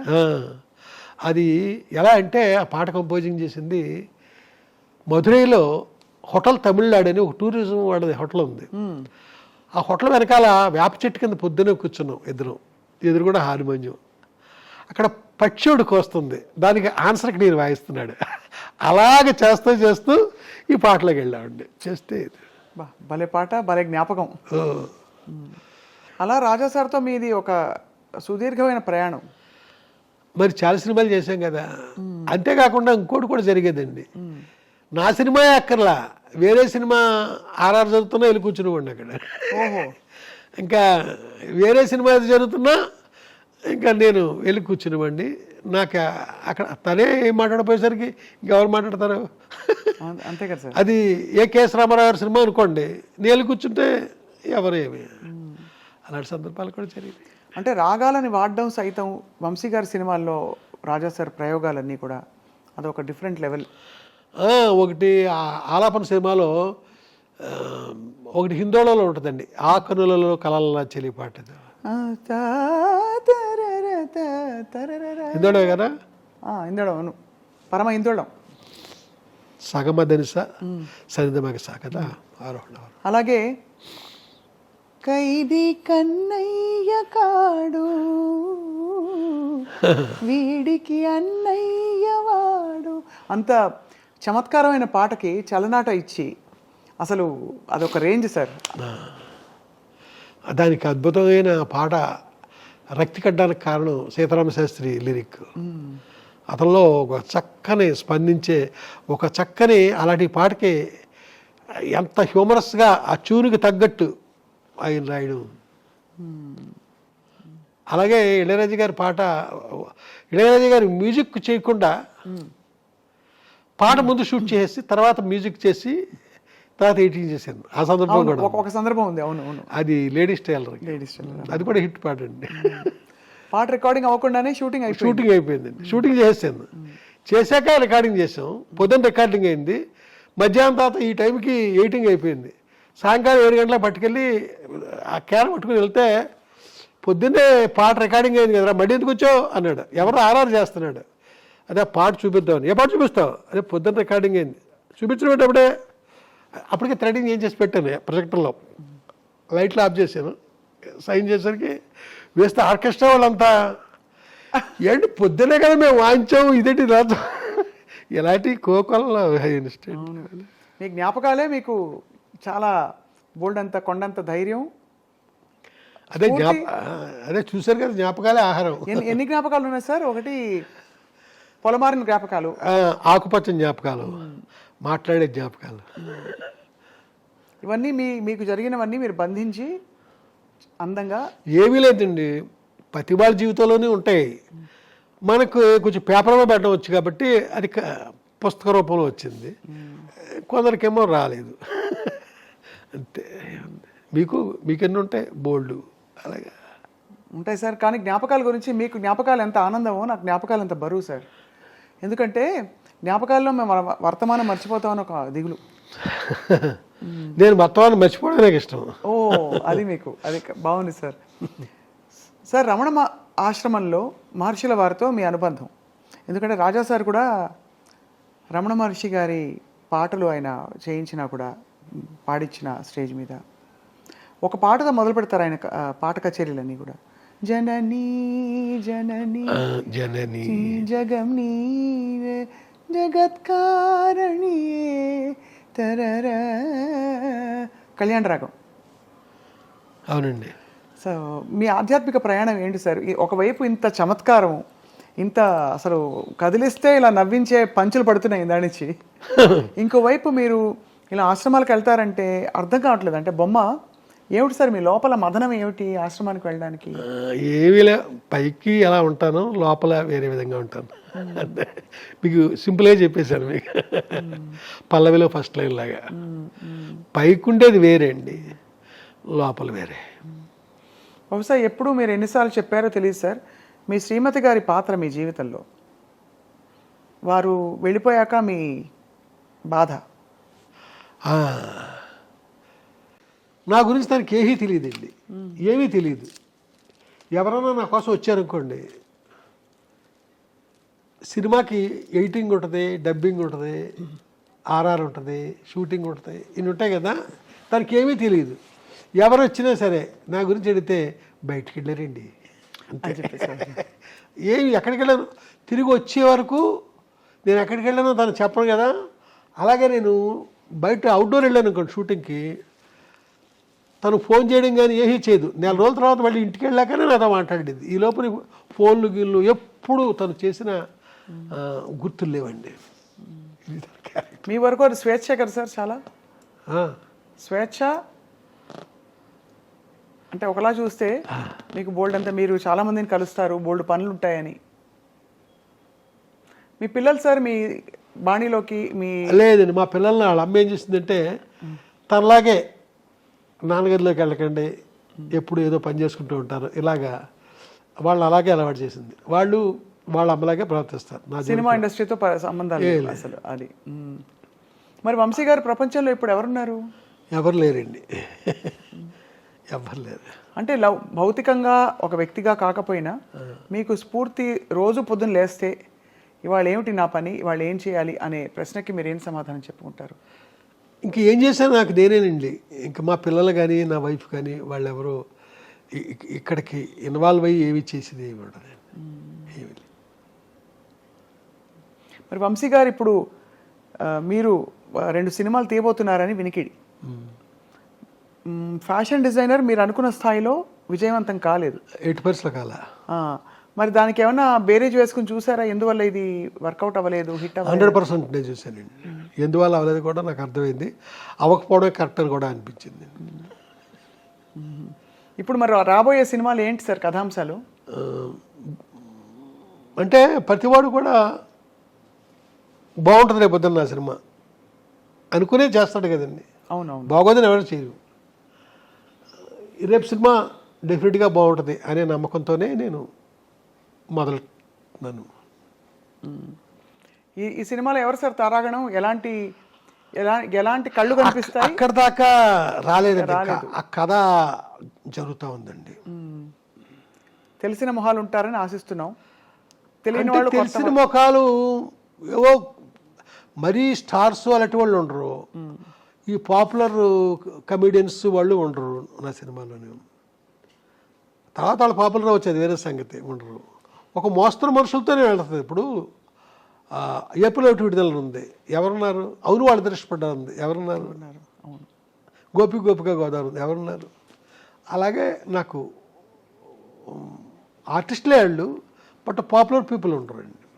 అలాంటి వాళ్ళతోనే నాకు సినిమా పండుద్ది, లేదా ఫ్లాప్ అవుద్ది. వంశీ గారు మీరు మంచి భోజన ప్రియులు. మరి మీకు ఇష్టమైన భోజనాలు ఎలాంటి ఆహార పదార్థాలు? అన్నీనండి. ఇక్కడ నేనే చేస్తాను. మీకు వంట బాగా వచ్చైతే? పర్లేదండి. నేను చేసే వంటలు పట్టుకెళ్ళడానికి ఆడవాళ్ళే వస్తుంటారండి. అవునా? రాజా సార్తో మళ్ళీ మీ ప్రయాణం మళ్ళీ పునఃప్రారంభించే అవకాశం ఉందా? ఏమో తెలియదండి, తెలీదు మరి, ఏమో తెలియదండి. ఆయన అయితే నేను ఎప్పుడు సినిమా వెళ్ళినా ఆయన రెడీ, అది వేరే సంగతి. ఇక్కడ చూసుకోవాలండి ఆ బడ్జెట్లు అవన్నీ పూర్వలా లేవు, బాగా పెరిగిపోయినాయి. మరి ఇక్కడేమో నాకు అది అందుకోగలనా అనే రేంజ్కి నేను ఆలోచిస్తాను. అవును, అదొక చాలా పెద్ద. సరే, ఎవరు ఇతర సంగీత దర్శకులు మిమ్మల్ని ఆకర్షించలేదా? అంటే ఇష్టపడిన వాళ్ళు ఇతరులు ఉన్నారా, ఇతర సంగీత దర్శకులు? లేదండి, నన్ను చాలామంది గౌరవిస్తారండి. కీరవాణి గారు, లేకపోతే మన మణిశర్మ, వీళ్ళందరికీ నేనంటే చాలా గౌరవం. అలా కాదు, మీకు వాళ్ళంటే ఇష్టం? అయ్యో, వాళ్ళ పాటలు. అవునండి. నాకు ఇప్పుడు ఇళయరాజా ప్రస్తావన మీరు తీసుకొస్తున్నారు కాబట్టి అదే మాట్లాడుతున్నాను. అంటే ఇది ఒక తిరుగులేని ఒక ఎవర్ గ్రీన్ కాంబినేషన్. ఇప్పుడు హైదరాబాద్ శంకర్ గారు ఉన్నారండి. మనుషులు మట్టి బొమ్మల్లో ఎంత మంచి పాట అండి అది. మనుషులు మట్టి బొమ్మల సినిమాలో ఆ పాట మీకు ఇంటర్వ్యూ అయిపోయిన తర్వాత వినిపిస్తాను. ఎంత చక్కని పాట అండి అది. మహానుభావులు ఉన్నారండి. బి శంకర్ కదా ఆయన పేరు. ఎంత. అలాగే కోదనపాండి గారి ఎన్ని మంచి పాటలు ఉన్నాయండి. అవునవును, ఉన్నాయండి చాలా. టి చలపతిరావు గారి ఎన్ని మంచి పాటలు ఉన్నాయి.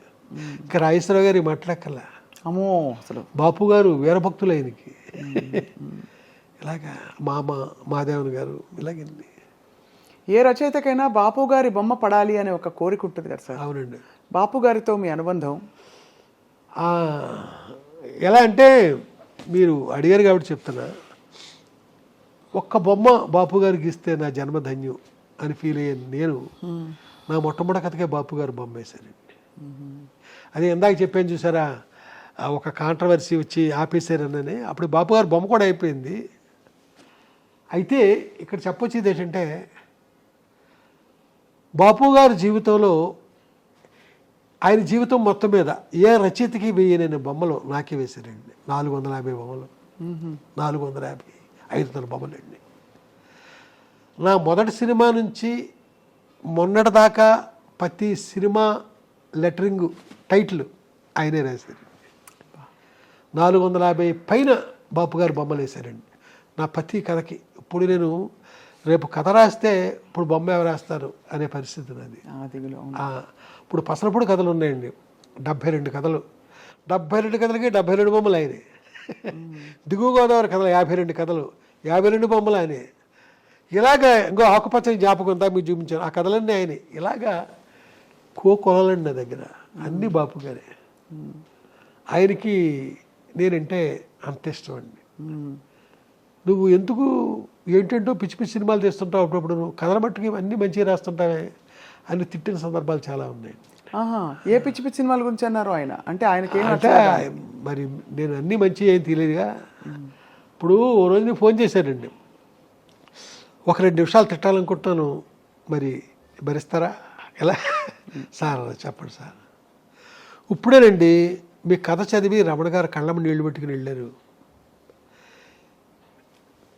మీ కథకు నేను బొమ్మేస్తుంటే వచ్చి చదివి కళ్ళమ్మ నీళ్ళు పెట్టుకెళ్ళారు రమణ గారు. ఇంత బాగా రాసే మీరు ఏంటి అంటే పిచ్చి పిచ్చి సినిమాలు తీస్తున్నారు. ఒకసారి లేదు, మనసు పెట్టుకుని కథ రాయండి, అది సినిమా తీయండి, డిఫరెంట్గా బాగుంటుంది అన్న సందర్భాలు ఉన్నాయండి ఆయన. అలాగే ఏ కథకు ఆయన బొమ్మేస్తున్నారో కూడా మీకు చూపిస్తున్నా కదా.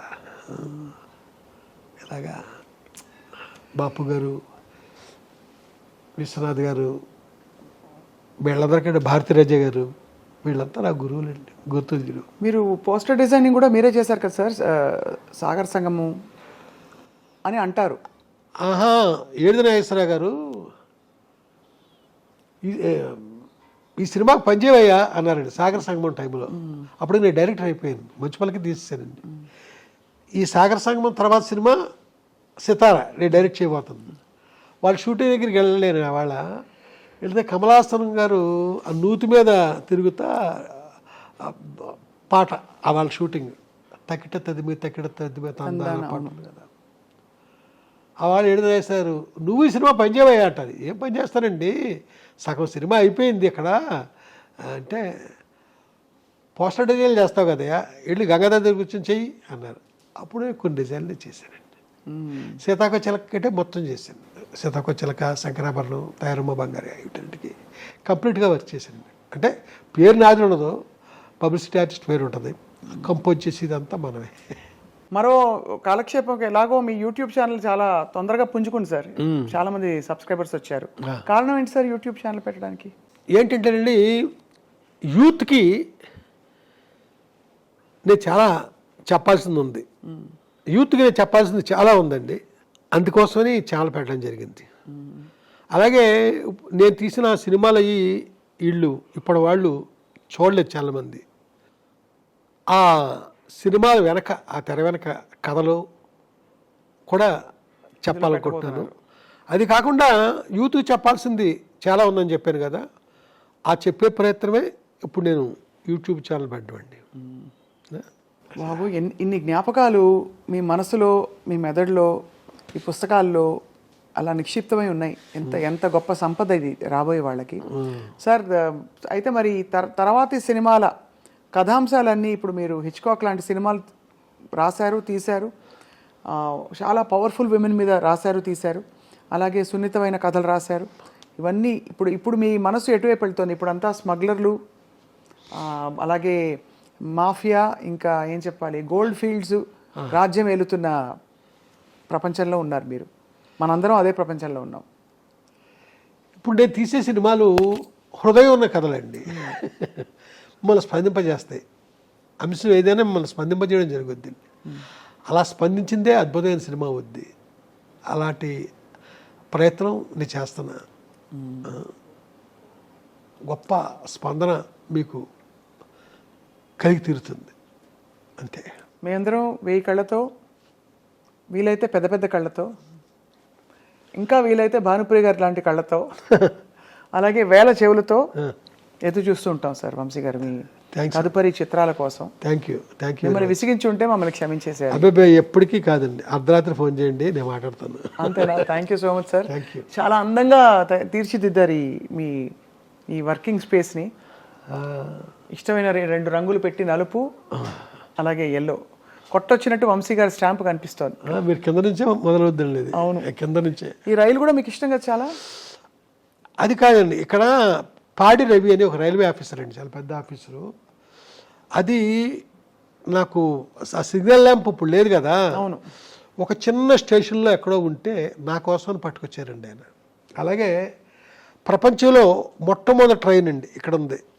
అలాగే ఇక్కడ కూడా ఉంటుంది చూడండి, ఇవన్నీ ఇక్కడ కూడా ఉంటాయి. రైల్లో మీకు చాలా జ్ఞాపకాలు ఉండుంటాయి అయితే, ప్రయాణాలన్నీ ఇప్పుడు రైల్లోనే కదా?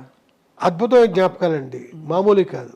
మా బలభద్రపురం అంటే మా గ్రాండ్ మదర్ ఊరు, ఆ స్టేషన్లో రాత్రి 9 గంటలకు ఎక్కితే తెల్లవారుజామున ఎప్పుడో ఆగేది అన్నవరం స్టేషన్లో. అలా ఎన్నో ప్రయాణాలు, అదంతా ఆ జర్నీయే ఒక పెద్ద ఎపిసోడ్ అవుద్ది మీకు. మళ్ళీ మిమ్మల్ని వచ్చి ఒకసారి పలకరించి రైల్లో కథలని చెప్పి రైల్లో జ్ఞాపకాల గురించి మీ చేత బోల్డ్ విషయాలు చెప్పించుకుని వినాలి సార్. తప్పకుండానండి, నేను మామూలుగా కాదు, మీరు రెప్పారపకుండా అంత గొప్పగా నన్నే చూస్తూ ఆ కథలు వింటారు మీరు. అలాంటి కథలు నా దగ్గర ఉన్నాయి. ధన్యవాదాలు సార్. నమస్కారం. నమస్తే.